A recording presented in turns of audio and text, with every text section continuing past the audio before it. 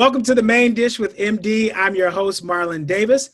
And if this is your first episode, the goal of the show is to inspire, connect, and entertain. But before we get started, go ahead and click on that subscribe button in your bottom right-hand corner of the screen. Today, we're going to talk about the impact of COVID-19 in the healthcare industry. Now, I'll tell you, I like Turk from Scrubs, and I'm actually wishing that we had Dr. House to cure this coronavirus right now. And I've watched 15 plus years of Grey's Anatomy and loved them all.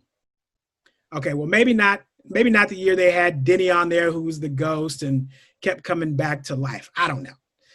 They could have kept that one out. But today I'm bringing on 3 healthcare professionals to help me with that talk about the healthcare industry. First, we have Desiree Bobino Thomas, who is a neurologist from the Houston area. Welcome, Desiree. Hello. Hi, Marlon. Hi, everybody. And we have Corey Muldrow, who's a CRNA, and he'll tell you about that in a second. Welcome, Corey. What's up, guys? There you go. Get excited to be here. And we have Semhar Olubunmi, who is an associate professor of anesthesiology. Welcome, Semhar. Thanks, Marlon. Hi, everybody. Hello. Well, you guys, welcome to the Main Dish with MD. But before we get started, we have a new segment that is called WTD, What the Dish.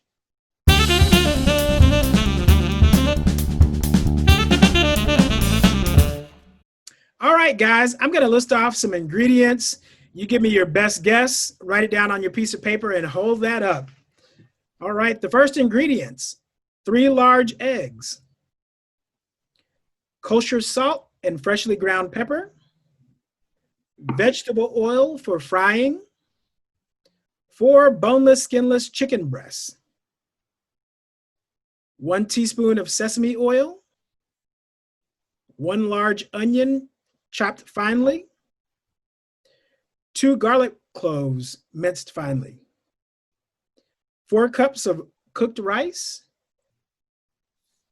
6 green onions thinly sliced, and 2 tablespoons of soy sauce. What the dish?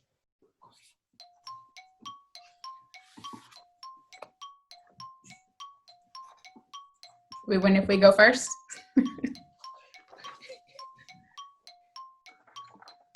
Nice. Corey, let's see if Corey can complete the Asian omelet. Mwah, mwah. He was just trying to be different. The correct answer is chicken fried rice, while Corey is a master on that green egg. You know, it's all good with that. You can find a healthy version of this recipe in Kevin Curry's Fit Men Cookbook. Excellent recipe. Now let's get down to a little bit of business. Desiree, please give me a brief overview of how you got to your current role and who inspired you. So I didn't go to college expecting to be a doctor. I was a biology major, and what are you going to do with that degree? So there's a lot of pre-meds around. I worked for an eye doctor, but the eye kind of scared me. And then I worked with a neurosurgeon, and drilling into people's heads kind of scared me, but I liked the brain. So when I was in med school, I got more interested in neurology, and there was a Black female neurologist that kind of took me under her wing and showed me that not all neurologists had to be super geeky. You could be geeky and cool at the same time. And so that's how I got into it. And so I did my training, med school, and went to residency and all the steps you have to take. It seems like it takes forever to be a doctor, but eventually you get finished. And I worked on faculty at Baylor College of Medicine for a little while, but then I settled at Kelsey-seybold, where I'm a general neurologist, so I see a little bit of everything. So it can be a long journey, but like you said, it's important to find someone to kind of latch on to kind of show you the way. Awesome. Semhar, tell us your journey, who inspired you, and kind of the path you took to get to your current role. Okay. I think Desiree kind of touched on it. It's a long journey. So it was a long path. Sometimes you question why you're on this path or what you're doing, but if you stay strong, you'll finish it. Opposite to her, I kind of always knew I wanted to be a doctor. Grew up wanting to be a doctor, watched ER with George Clooney, and actually thought I was going to be either a neurosurgeon or ER physician. So I did undergrad, obviously medical school. And through medical school, I realized during the rotations, this isn't for me. And I kind of didn't know what I wanted to do. So I ended up linking up with a anesthesiology faculty member as on the side, because we didn't get that rotation as medical students.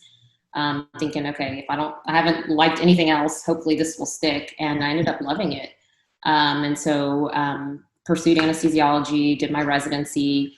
I stayed on as faculty where I trained at UT Health for 7.5 years. And I recently made a switch in January and am faculty at MD Anderson. So I've been doing that, I guess, just completed 7 months there. Growing up, I had one mentor who I think kind of, inspired me to continue to pursue medicine. Mark Gottesman, he's awesome. And he was an OB-GYN, and he let me just shadow him. He let me work in his office as a high school student, which started out as a summer, kind of shadow experience, led to multiple years of letting me just kind of hang out with him. And so that kind of encouraged me along the way to continue to pursue medicine. Congratulations on the new role at MD Anderson. That's awesome. Corey Muldrow, CRNA, and I'll be honest, I had a hard time saying what the A was, so I didn't say it earlier. You go ahead and say it, and you got a couple other letters that come after that. And you're also, like I said, a great chef, and you're killing the real estate game in Dallas. We'll talk about that on another episode, but tell us how you got started, who inspired you, and all that good stuff. So you always want to, before you get to the end, you always want to figure out, hey, what is that you really want? And, when I was in high school, I always thought that, I wanted to go and help people and, wanted to do really well for my family and help support others. So my path was a little bit different. In high school, I started shadowing my senior year, and I shadowed a spine doctor, and I got to see what he did. And, he really reinforced to me is like, hey, make sure whatever you do, you shadow, because what you don't want to do is get to the end of the road and regret what you're doing. My mom, she was a critical care nurse while I was growing up. She always encouraged me to go into the healthcare field, and she specifically encouraged me to be a CRNA. Well, at the time, I didn't know what that was either, like you, MD. It's kind of a hidden I just can't pronounce it, Corey. I know what it is. I just can't. Well, most people don't know what it is. A. Say the A. Say the A. Anesthetist. There you go. Anesthetist. Say the A.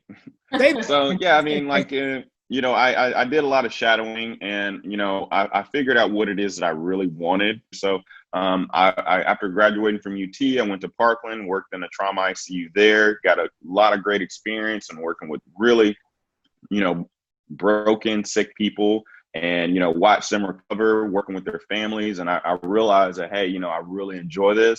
And after that, I went to grad school at TCU, where I got my doctorate in nurse anesthesia, worked at several hospitals. I trained at JPS Hospital out in Fort Worth. That's another trauma hospital. Went back to Parkland Hospital, where I did more trauma anesthesia, which there's a trend here. I like the adrenaline stuff of doing the really sick cases. But now I kind of work more freelance, and that allows me to pursue some of my other passions, which MD kind of alluded to. But, overall, I love what I do. I feel very fortunate, and it's just great to be able to help people. Tell me one real life story that made you say, you know what? This ish is real. This COVID is the real deal. Desiree. I had a patient that came, and she had just gotten out the hospital, and but they told her test was negative. So I think they did a rapid test, but she still looked terrible. So when I looked in her hospital record, I saw that her test was actually positive. And when I was scrolling through the record, it was actually in red letters. It said positive. And so the doctor in me was calm, but the regular person in me was like, oh, Lord. And so just like anybody else, it just seemed like it got real. And I was already thinking about being in the ICU and needing one of you guys to put me on a ventilator and dying by myself. And, you know, did I have a will and did my family know where the paper? I went all the way left and trying to plan my whole life out. But then in just those few seconds, I got back to reality.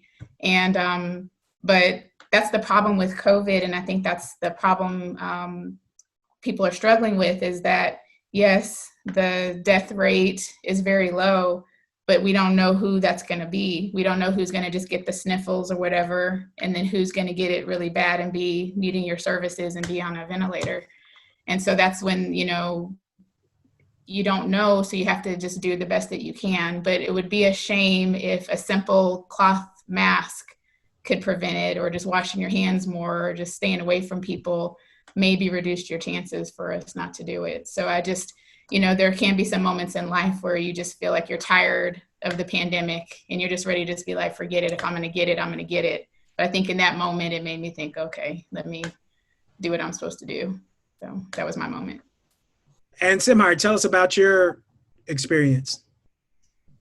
So for me, it was in June when Houston just started to rage out of control. Case numbers were rising, hospitalizations were rising. And previously, you know, we had it kind of under control. People were kind of staying home. We flattened the curve. It was looking really good. And then, you know, at work, it started coming up that multiple people were testing positive for COVID. Then you start analyzing, okay, how close was I to that person? Did I work with that person? You know, did I wear my N95? Did I just have a simple surgical mask on?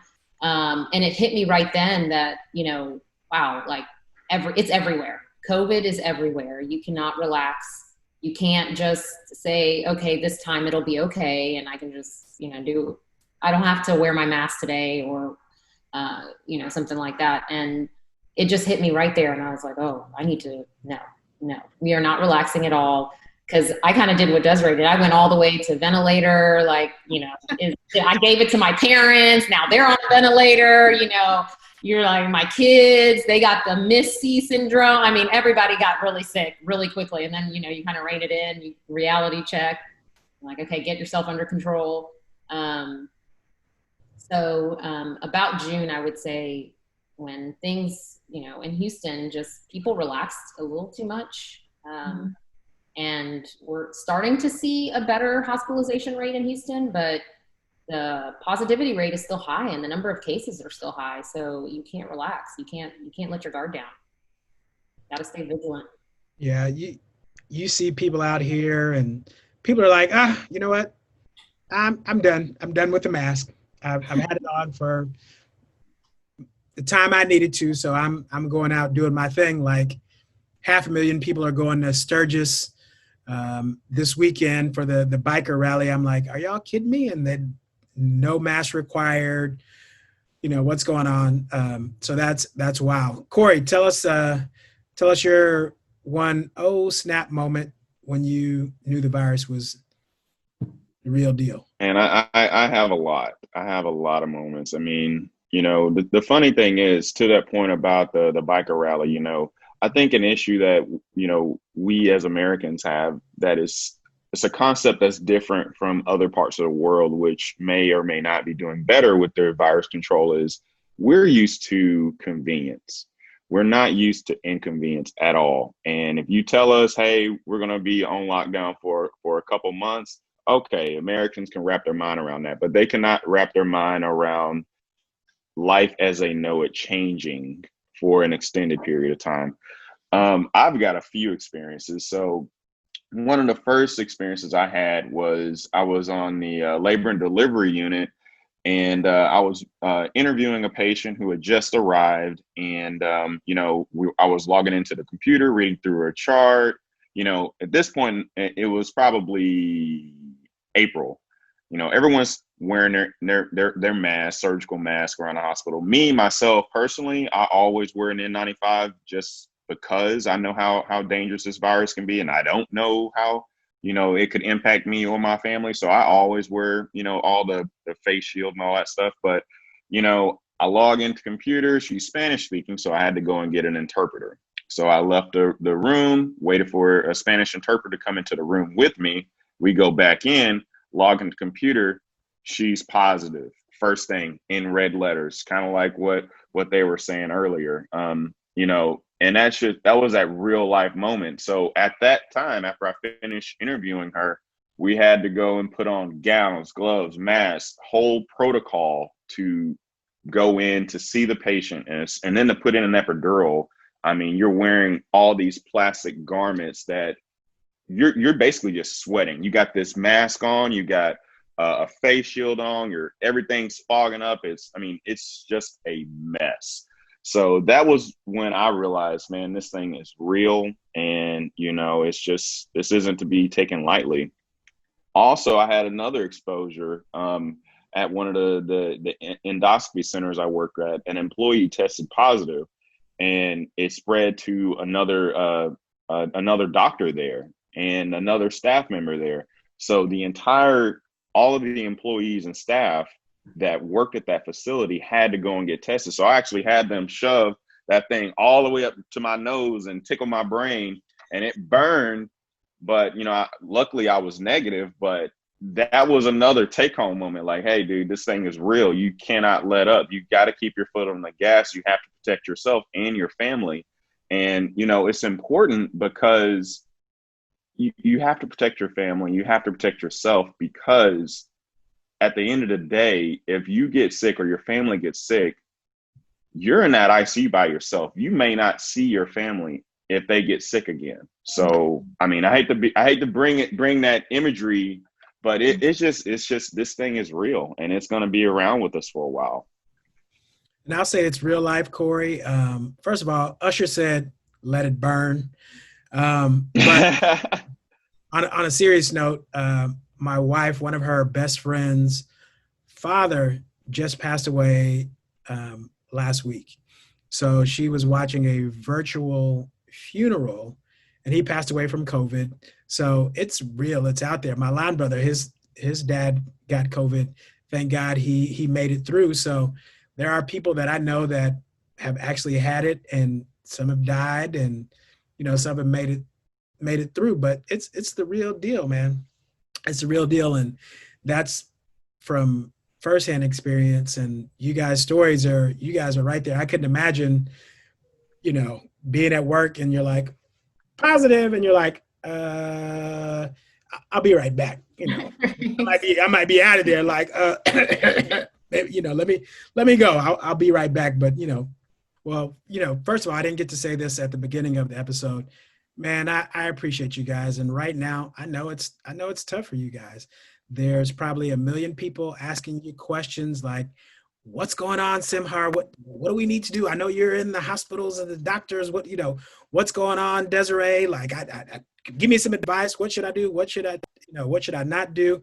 I will tell you this. Selfishly, COVID has impacted me because I didn't get to see March Madness.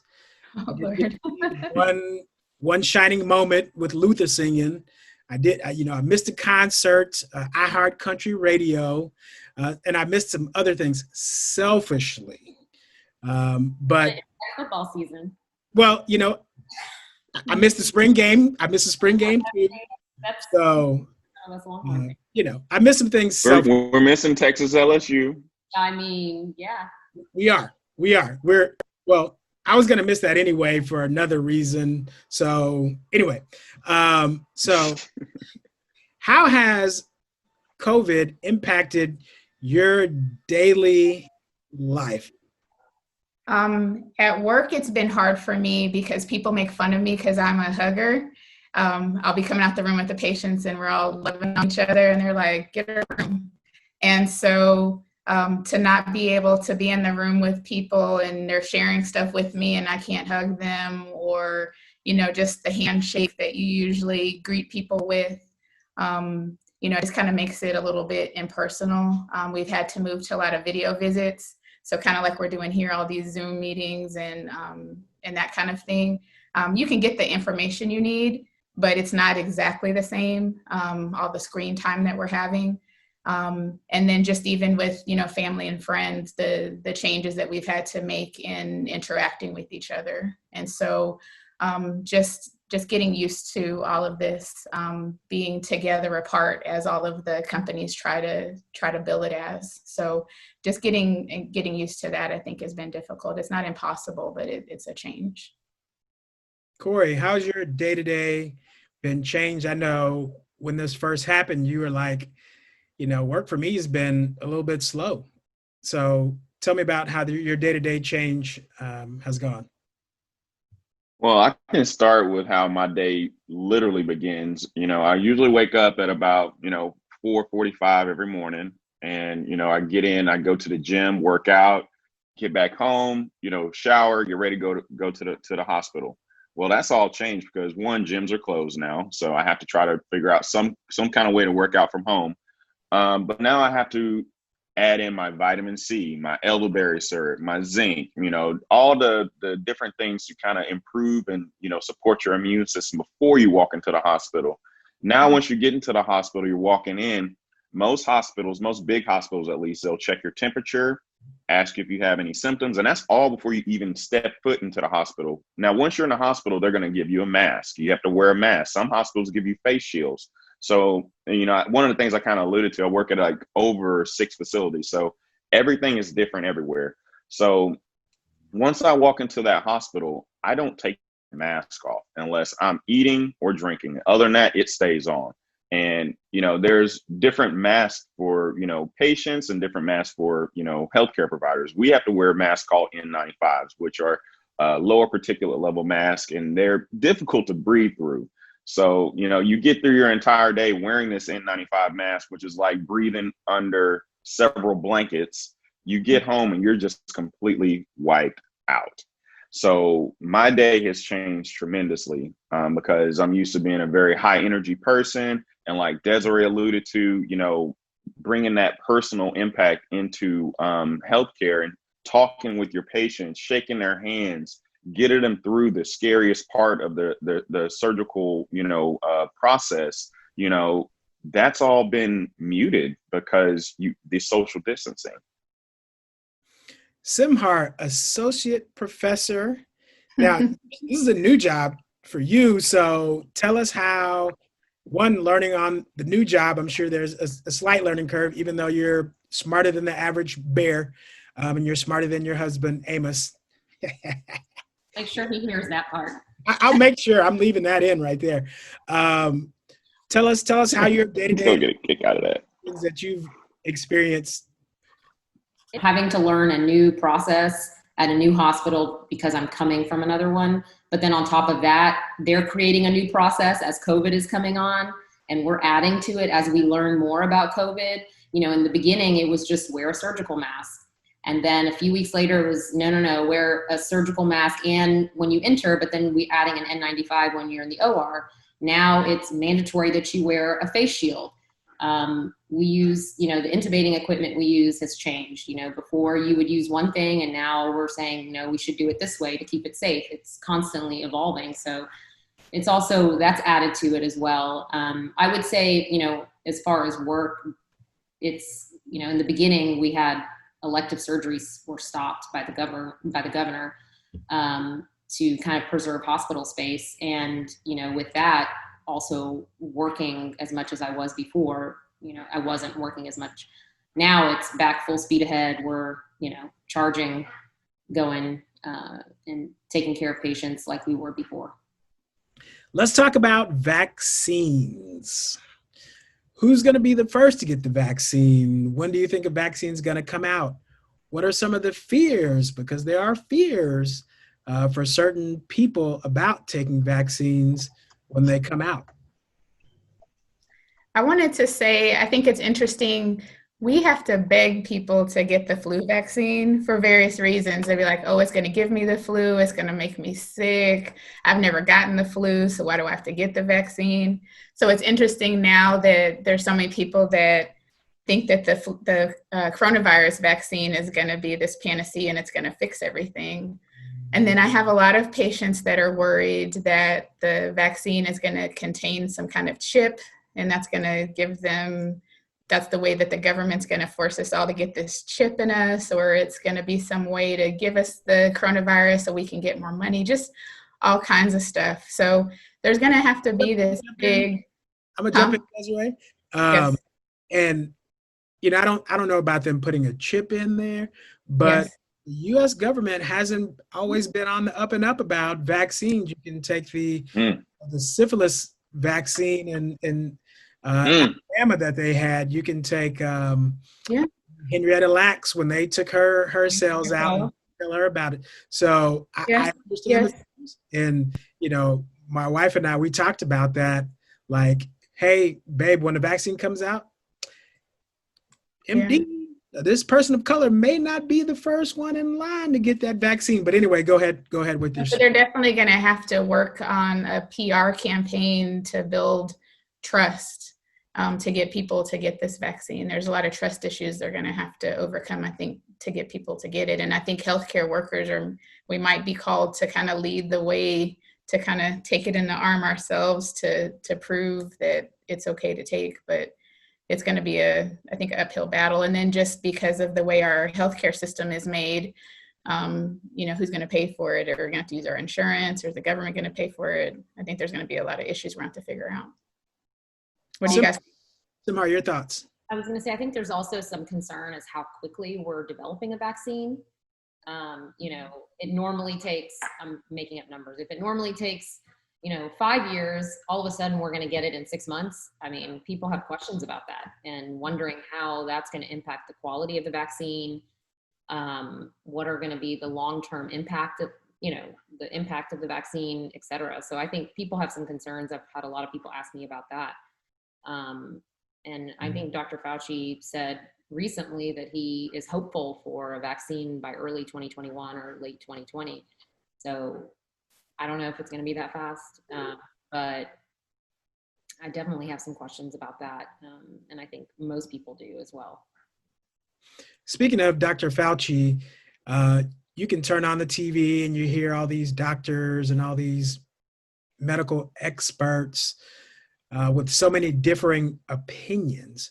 What about this particular virus has all these doctors giving various opinions?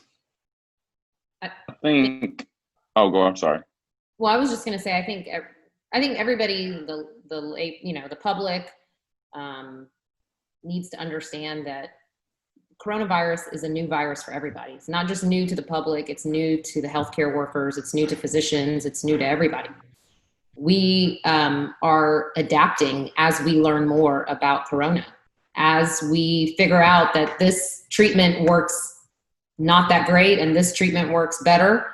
Then we're adjusting our protocols. We're adjusting our treatment. We're adjusting, in the beginning, they used to say you should intubate somebody as soon as possible. And now they're saying, no, wait as long as possible before you actually place a breathing tube in someone. Because we figured out between March and now that actually placing the breathing tube too early can be detrimental. So I think everybody needs to understand this is just a new virus that we're trying to, learn and adjust and be flexible and change as we learn more and as we do more trials that are, randomized control trials, and kind of adjusting our treatment and protocols and testing accordingly. I think that, unfortunately, just to have like a moment of shine, there's just so many doctors, as we're here talking about it, but there's so many doctors that don't necessarily know what they're talking about, saying things. The epidemiology and immunology is like super complicated. And I wouldn't ever try to say something different than what Dr. Fauci says. Like he's brilliant. And so it's always amazing to me that they can find these doctors that think that they know so much more. And so I think it's unfortunate that there'll be, cardiologists or just regular family doctors or something that'll come out and say something contradictory. And then I think also, just the idea that it's new. I think that people have some mistrust in the idea that initially Dr. Fauci said that we didn't need to wear masks. And now that he's saying that we should wear masks, they're like, well, you said we didn't need to before. But just like you were saying, at first they said we didn't need to wear face masks, but then they figured out, well, maybe it could get in your eye. So, things are changing. But I think that those changes in recommendations makes people, they already didn't really want to wear the mask. And so that gives them an excuse not to wear it. Well, you said I didn't have to wear it before. And so because there's not a coordinated, there's just so many cooks in the kitchen, so many different people saying different things. It's just getting so cloudy. And then it's unfortunately an election year. So it's just become a big mess, I think. Yeah. I was going to piggyback off. Oh, sorry. No, I was going to say a good friend of mine said, nowadays everybody want to talk like they got something to say, but nothing comes out when they move their lips. Just a bunch of gibberish. Yeah. Yeah. My buddy. Corey, I'm sorry, I cut you off. No. I was just going to kind of piggyback on what Desiree was saying. And this isn't a healthcare professional's perspective. This is just Corey's individual perspective. I just think bad decisions begin being made when politics get involved. And I think the center focus, which should be, public health, has kind of taken the back seat to politics. And, I think if this hasn't been a political election year, I think this could have been, it would have been handled a lot differently. But that's just my personal opinion, not, a healthcare provider's opinion. Yeah. And it's a shame from both sides. Like, dude, let's live to fight to another year. That's, let's talk about politics once we're all alive in 2021. So what about testing? What's your opinion on what's going on with the COVID testing now, Desiree? I think that it's gotten better. I think that we still have some work to do. I think that right now, a lot of places you have to have an appointment. So it requires, people know that the test, as we talked about earlier, is uncomfortable. So who wants to have to call around and be on hold to get a test that they already don't want to have? So for instance, my daughter, we waited on hold for an hour for her to get an appointment, and she had to wait several days to get the appointment. Then she had to wait in line for a long time to get the test. And then they told her she would get the results in about 7 days. And then she never got the results. There was an email that she had that she was supposed to email if she didn't hear anything. She emailed. So we're assuming it was negative, but she never got the results. But there's just a lot of people that want to get testing and they still have a hard time getting it. There's a lot of places that have these rapid tests, but there's some worry that maybe they're not as accurate as the ones that they send out. So I think that because, again, we don't have universal health care or other issues, it's hard still to get a test. And I think that makes it harder for us to figure out who has it and who doesn't have it and figure it out. Semhar, I know you had you've seen some actual, or you have some information regarding testing stories or of what you've seen personally. Tell us about that. Yeah, I mean, I've had, friends who've wanted to go get testing. They can't figure out where to go. One place says they ran out of the testing samples, so they can't even get the test there. I had one friend who got tested and was positive and never even got the results until, 14, 15 days later. And at that point, it's too late now. I mean, the moment's passed. And so I also think, there's places now that also charge. So if you have the funds to go ahead and pay, you can get your testing quicker. You can get your results quicker. So that I think creates some issue as well. So it's been kind of an uphill battle, I think, to get testing, to figure out where to go, to consistently get results in a timely fashion. And then to allow contact tracing, which is, kind of trying to follow that person who tested positive and figure out where they were and what they did so that you can let others know that they were possibly exposed. And given all that, it's been a tremendous challenge, at least in the Houston area. Well, that's got to be scary, waiting 14 days and then trying to remember what you did 8 days ago. I'll be honest with you. Who knows who you exposed at that point? And who knows who they? Exactly. I can't remember what I did like 20 minutes ago. Sometimes I walk into a room and I'm like, why did I come into this room? Oh, yeah. So to try to remember who I talked to 12 days ago. You're going to have to come see me for that. Yeah, I'm gonna have to come give me some of them good stuff for the brain. And the test is uncomfortable. So, I mean, trying to convince people to go get tested, it's like, I got tested once and I was like, wow, it brought tears to my eyes. I mean, it's not. Would you do it again? I mean, I would. It's not something I want. Do I want to? Saying. I mean, it literally it's all the way back there. I mean, Are they tickling your eyeballs? I mean, all the way back, like, and swirling it around for multiple seconds. Yeah. Wow. Maybe people just need to grow some like nose hair or something to block the COVID from going. That's an interesting study. We'll get on that for you. Yeah. Somebody get on that nose hair growth for me right there. Typically this time of year, except for Corey, typically this time of year, you guys are like, hey, I am so happy to get my kids off this couch, have them stop eating all the snacks, getting on my last nerve, and to send them off to school. Right now, a couple of districts are doing face-to-face and virtual learning. Once the face-to-face opens up, Semhar, are you sending your kids back to school? Hey, that's a hard question to answer right now. Our plan is to send our kids to school. The caveat to that is I'm going to assume that the percent positivity rate in Houston declines. Things are looking better. And, we'll test it out. I have not heard yet the specific protection plan that the school plans to implement. So that's another caveat. I don't know yet what they're planning on doing, but we've been practicing face masks in our house. My kids, wear a face mask in the house when we have a nanny that helps us while I'm at work. So they wear a mask in the house, and I do that so that when they go back to school, they can wear their mask and keep it on. I don't want them fiddling with it. And we also bought a face shield for the kids, so that to help them as well. So that will go on top of the mask to try to protect them as much as possible.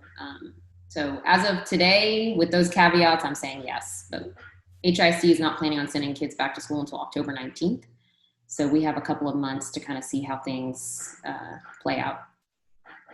And the reason I asked this question, everyone's situation is a little bit different. So there's no judgment on some kids, may need to go back.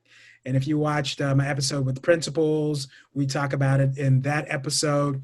But, there's no judgment if you keep them at home or send them back. I'm just asking the doctors what they're doing and how they feel with what knowledge they have of the actions that they're taking. Desiree, are you sending kids back to school? I wanted to ask Semhar, how old are your kids? I have a entering fourth grader, so she's 9, and then entering first grade, so he's 6. Yeah. So Marlon, I think, sometimes that plays into it too. I have a daughter who's 18 that's supposed to be going off to college. So that's like a whole thing. Whether in a college dorm, can they socially distance, or in classes, can they socially distance? So we're trying to figure that out. And then I have one that's going to 10th grade. He's actually fine with doing online. He likes the idea of it. So we'll see. He's kind of in the middle. So if he was a senior, he'd probably be really trying to get back to school, but he's going to 10th grade. So he's okay with staying at home for now. And then I have a 4th grader. Well, he's going to 5th grade. But the issue for him is when he thinks about going back to school, he's thinking about what it was before: recess, cafeteria, which are his 2 favorite parts of the day. But it's not going to be the usual. So I think when people are thinking about getting my kids back to school because they need to be socialized, it's not going to be that. It's going to be sitting in one classroom all day. It's going to be keeping away from their friends.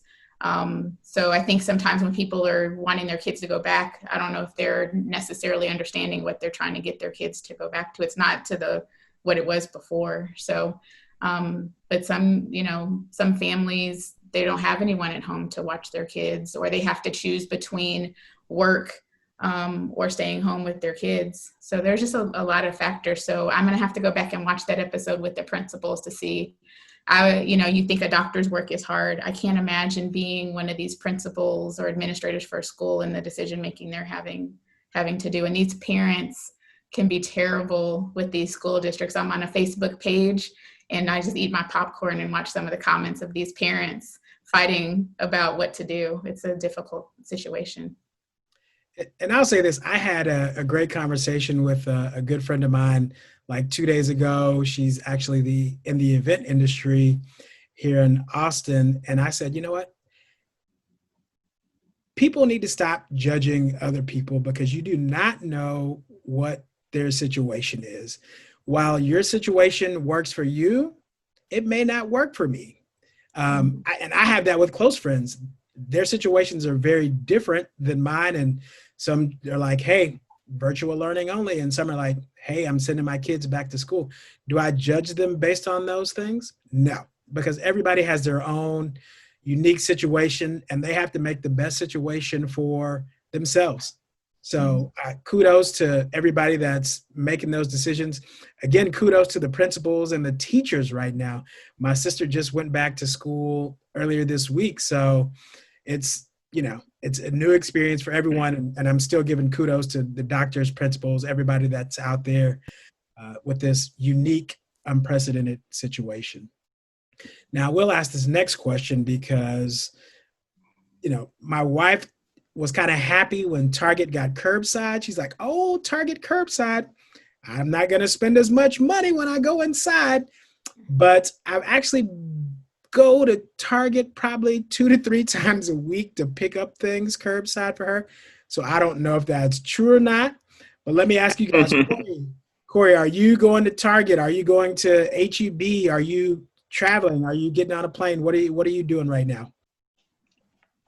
So let's see. About a month ago, we did travel because in our marriage, like since we've been married, we had a destination wedding. We traveled literally every quarter of our marriage, and this has been the longest time we've ever not gone without getting on a plane. So what we're having to do is just kind of break that up a little bit. You got to get a little bit more creative. We took a glamping experience down to Wimberley, Texas. It's just south of Austin. Austin, so and the woods? Yeah, we were down there. We drove through real quick. Sorry, we didn't hit you up. Desiree knows what I'm getting at. You drove through. That's cool. Anyway, go ahead. But yeah, you just kind of got to get creative. I mean, there's still ways to enjoy life. And, I think this is something that, just maybe my personal opinion, but I do feel like, people should be responsible and, take protective measures, but I don't think you should live in a bubble or, exclude yourself from living a full life, because you could take all the elderberry, vitamin C, zinc, wear your mask, wear your gloves, face shield, don't social distance, and get hit by a car. You still got to live. So you just got to figure out a way to live within this norm that we're dealing with right now. So do I feel comfortable getting on a plane? Yes and no. If it would just have to see. Yeah. If you had a private plane and a private pilot, then you're good. Yes. All out. When this started in March, I think we all kind of thought, or at least I thought, I guess I can't speak for everybody, but I did think, there was a time where I thought, okay, by the time we get to X month, we'll be able to do these things and life will kind of go back to normal, or at least some type of normal. It might look a little different, but we'll be able to be a little bit more free. And as the months have gone on and we recognize that this is going to be here for a year, 2 years, 3 years, at least until we get a vaccine that's safe, that multiple people decide to go ahead and get, then, we kind of have to decide how can we do what we normally did in the safest way possible. So going to Target, making sure you wear a mask, washing your hands before you go in, washing your hands after you leave. So I'm still going to Target, not as much as I used to, but So that's helped with the spending part. I'm sure Amos is happy about that, but definitely still going to Target. And we have done some driving as far as traveling is concerned. We changed kind of our whole summer plans to just do driving trips. But at some point I do want to go back to traveling. We love to travel. I just don't know when that will happen or how it looks, what it looks like exactly. But I think, we kind of have to decide how can we do what we used to do in the safest way possible.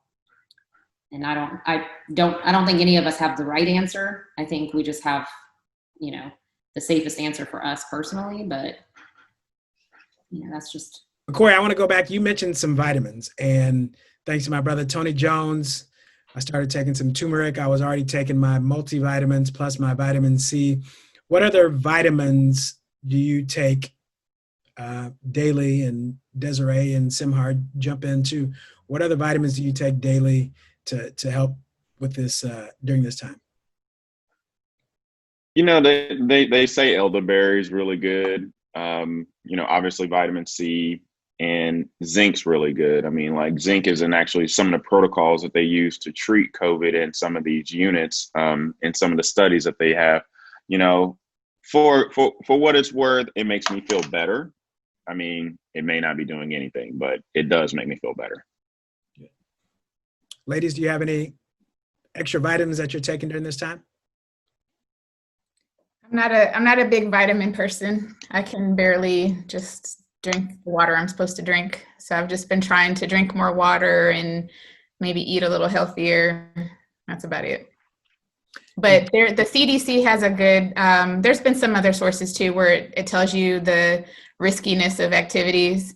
I think a plane is somewhere in the middle. Going to a house party is way at the top, so don't do that. Target's probably somewhere in the middle. Staying at home by yourself and never go anywhere is at the bottom. So I think everything is about trying to balance it out. Now, I will say, Desiree, you're talking about two different house parties. Now, me and my friends, we're on House Party, the app. Right. We talk more than anything, and thanks to that app, I have some great pajamas. Yes. Shout out to Corey Muldrow. I got these silky pajamas that I'm wearing now. But for my friends in Houston and Dallas, we've connected more on the House Party app. App. Yes, that's okay. House party of having 20 to 30 people over. No, we're not having any of those things that are going on right now. All right, if you guys have been inspired by our guests today and want more information about their field or just have general questions, Semhar, how would someone reach out to you? The easiest way to reach out to me is via email. My email address is semhargo, SEMHARGO, @gmail.com. Awesome. Desiree, what about you? How do people reach out to you? Also, I work at Kelsey-seybold. So at my work email, it's desiree.thomas @kelsey-seybold.com. Awesome. Corey Muldrow, how do people get in contact with you if they have any questions or want to learn more about the field? They can reach out to me on my personal email address, which is Corey Muldrow, CoreyMuldrow @gmail.com. Great. And like I said, the goal of the show is to inspire, connect. So here's your opportunity. If any of these people want to be a mentor or you have additional questions, to reach out to them.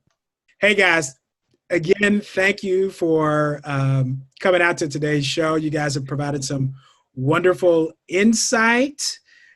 Thank you for taking care of the patients that are sick out there and doing what you do. I love you guys, and I appreciate you coming on the show. But now it's time for the fun part of the main dish with MD. So let's get ready. First, I've always wanted to ask this question. And Corey, just like he had the Asian omelet, I think you're exempt from this question.